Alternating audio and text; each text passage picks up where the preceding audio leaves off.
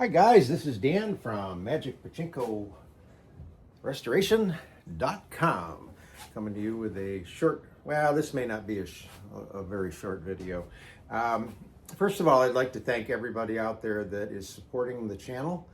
When I first started many number of years ago, I was thrilled to have some followers, and then some followers grew to tens and 20s, and then the next thing you know, I had hundreds, and then we started to shoot for 1,000, and so on as time went by. I'm now up to over 3,000 followers, and again, I appreciate that. I appreciate the support. Please keep the comments and the likes coming. If you're hearing this kind of video for the first time, or watching any of my videos for that matter, and you haven't subscribed, please do so. When you subscribe, it lets you know when I've made a new video. So I haven't talked about this in a while, and what I've been finding, I average about one hit, I guess, if you will, per day on my website, one contact per day. I get about 30 to 35 a month. People asking questions, and those questions are all over the place. A lot of it has to do with what does a restoration cost and so on and so forth. But quite a few people have been finding the vintage machines and deciding that they want to try to get them running and get them clean and so on and so forth. So a lot of the questions that I've been receiving lately has been on how do you clean these things? What do you use to clean these things? So I thought I would do another video, give you an idea of my shop, give you an idea of the way that I do things. Keep in mind that I do this 8 hours a day, 7 days a week, and this doesn't necessarily apply to the way everybody else out there is going to do it, especially if it's just a one-off. But if you can gain some information from this video, then I've done my job. So this may be a little bit herky-jerky. I'm going to take the camera off of the tripod so I can start to show you around a little bit first and point out some things. So I'm going to step behind the camera now, and okay, so we're back. Now it's handheld, so it might be a little bit herky-jerky here. So this is my main work area right here. Always have to have my Pachinko sign on for my friend Rudy. All my tools are right in front of me. Any extra hardware I might need, it's all right there.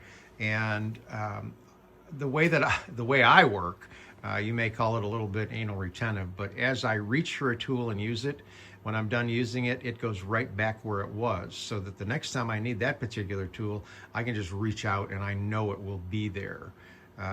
So whether or not you're that anal about things like I am, whatever, but that's the way I like to work. I like to know where that screwdriver is at all times. So this is the main work area. Normally there is not a towel there.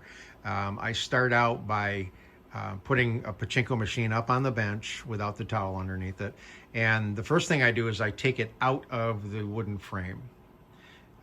Set the wooden frame aside, and then I start to strip off all the heavy parts. So the front feed tray comes off, the bottom cash out tray comes off, the chrome frame comes off, everything I can do to get rid of the weight on the machine. And then I start to strip the machine. So I want to show you over here, I have a secondary bench, and this secondary bench contains 4 items. The first one is a large sonic cleaner, and then that's soapy water, clear water, and then a smaller sonic cleaner.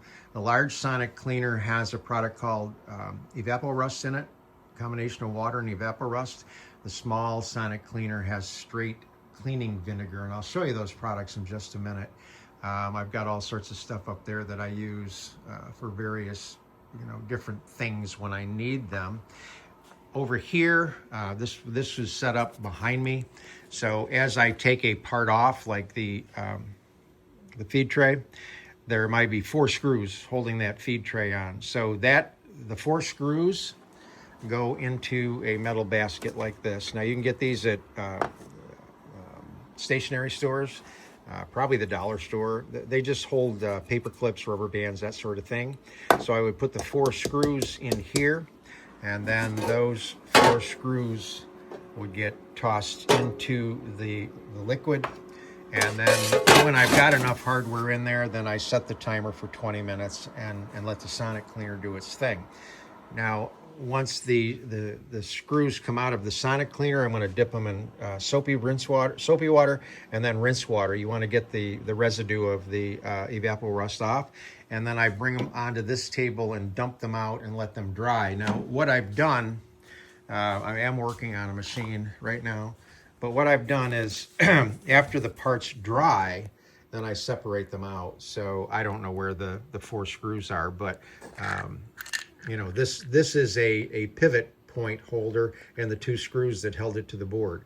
So that all gets cleaned and that all sort of stays together. Taking a pachinko machine apart and putting it back together is not difficult. You just need to be fairly well organized when you do it. So everything that's plastic goes in here. Then I just lay into it with Awesome spray cleaner, toothbrush, steel wool if I need it, so on and so forth. And then this bucket would have soapy water. This bucket would have rinse water. And then as I pull the parts out, I just lay them out to dry. And as you can see, these parts here are all nice and clean. There's no cigarette smoke residue left on them or anything like that. This is all clean stuff ready to go. Okay, so let's move over here, over to this wall. That's where all my power tools are. And then I have up here is kind of storage spot. So there's the evapor rust. That is used for any metal parts. And again, I use a 50-50 blend of water and evapor rust. You want to get it at Amazon. It's relatively expensive, but it lasts a good long time. And the nice thing about it is it's completely biodegradable. You can just pour it down the drain when you're done with it. And then I get the cleaning vinegar and Awesome. This all by itself is called Awesome. It's the spray cleaner. Now I do get it with a spray thing on it. These are just refills because I run through so many of them. I usually have 6 or 7 of them up there and 3 or 4 of those. But that's the cleaning vinegar, that's the Awesome. So Awesome you use to clean just about everything on your pachinko machine. You can clean metal, you can clean plastic, you can clean wood, pretty much everything. The cleaning vinegar is for brass, and I'll explain that in just a minute. So those are the chemicals, okay? And oh, while we're here, this is a rotary tumbler. I used to use a rock tumbler. With walnut shells as the medium, but I found that, and it works. You can certainly do it that way, but it does take some time. So again, this is something my friend Rudy's a pretty sharp guy, by the way. My friend Rudy told me about. This is designed to clean the brass for handgun ammo, but you fill this with these stainless steel bits. That's what gives you the grit, so to speak.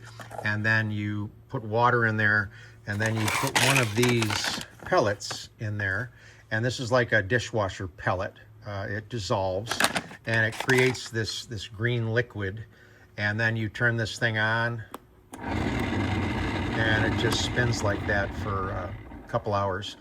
And then I pour the excess back and use it again, and then rinse. And then the worst part about it is you have to separate the stainless steel bits from the brass nails. However, even though it says these are stainless steel, they're magnetic, so I just use a magnet. But that cleans up the brass really, really nice. So let's go back over here. There's one of the cabinets that I make, ready for anybody that wants it.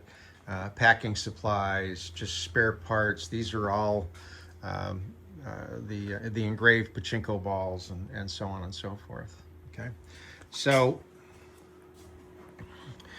I don't know if, and I'm sorry if this is making you dizzy. I probably shouldn't do this, but I'm looking for a part that's a good example, and I probably don't have one. This is not a Nisogen, so these things are different. But on a Nisogen, on the Nisogens there's a metal part, and then there is a brass part. So what I would do is I would put the brass the piece that has brass and metal in here first, and turn the sonic cleaner on, and that breaks down the patina on the brass. And then if you don't have one, by all means, you should have one of these. This is a Dremel tool. I prefer the cordless, and you want to have a wire wheel on the Dremel. This is your best friend if you're going to do pachinko machines. So you would take that piece of metal out, hit the brass with this, get it all shiny, and then you would take that part and throw it in there and let the evapor rust take care of the metal part of that. So what you end up with is a really nice clean piece of metal and metal with a shiny piece of brass on it. Now if you come back over here, these are all clean parts, but here's the nails, and you can see how nice these come out. And anything that's will fit in that tumbler, that part right there is usually plastic on most machines, but this one was brass, so I just threw it in there and it tumbled up real nice. So all clean parts. And that's kind of the way I do things. It's just methodical. It's take it apart, clean it, keep the hardware separate. When I get ready to rebuild the machine, I'm gonna take any given part, and I've done enough of these that I know what hardware, I remember what hardware I need, and just grab the hardware and put it back on the machine. Now, in the meantime, what I've done, and I'll show you this, because I just did this morning, come out here. This is all the wood of a pachinko machine. So there's the main board, and the 4 separate boards are the outer frame, and then that's the front frame. So when I do a full restoration, I've got to take the main board down to that part so I can get the play field off.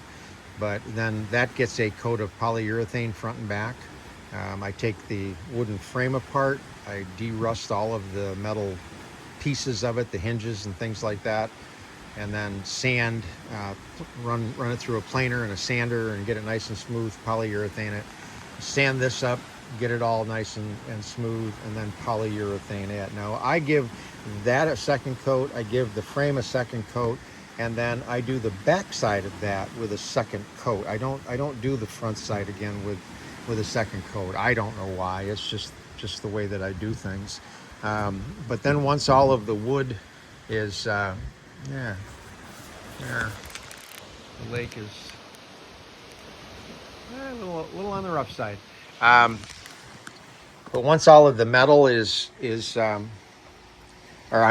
all the wood is dry, then I can start to rebuild. One other thing is this. This is the chrome frame from your machine, and what you want is 4/0 steel wool. This is very fine steel wool, and actually I can do this. You're going to come over and dip it into the cleaning vinegar, and then you just come over here. Now this frame is not very dirty at all, but you should be able to see the difference. And you get a paper towel, come on, and just wipe it off. And you can see the crud that comes off of it, but it just cleans the chrome up really, really nicely. Now, if you have sections of your frame that the chrome is gone, that little trick doesn't work. There's nothing that'll bring the chrome back short of actually having it re-chromed. But I guess nobody wants to do that, so you got to kind of live with it. So that's the way I do things. If you have questions, comments, please hit the website, use the contact me form, and leave me a phone number and expect a call, because I will call you back. Thanks for tuning in. Bye-bye.